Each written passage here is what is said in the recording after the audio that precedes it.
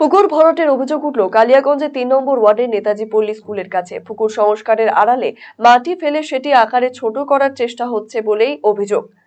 বুধবার এমনই অভিযোগ পেয়ে ঘটনাস্থলে হানা দেন ব্লক ভূমি সংস্কার দপ্তরের আধিকারিকেরা। দ্রুত কাজ বন্ধ রাখার নির্দেশ দেন তারা। স্থানীয় বাসিন্দারা বলেন, প্রশাসনের চোখে ধুলো দিয়ে পুকুরটি ভরাট করা হচ্ছিল। খবর পেয়ে দিন দুপুরে কালিয়াগঞ্জের বিএলআরও অফিসের অফিসাররা ছুটে আসে। এরপর পুকুর সংস্কারের কাজ বন্ধ রাখার নির্দেশ দেন তারা।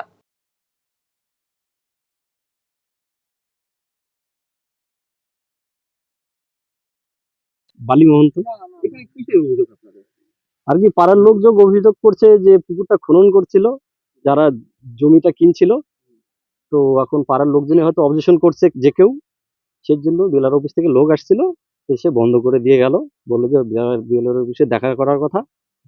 এখন ওনারা গেল, ওই দেখা করে এসে তারপর যদি অফিসার পারমিশন দেয় কাগজপত্র খতিয়ে দেখে তারপরে কাজ শুরু হবে।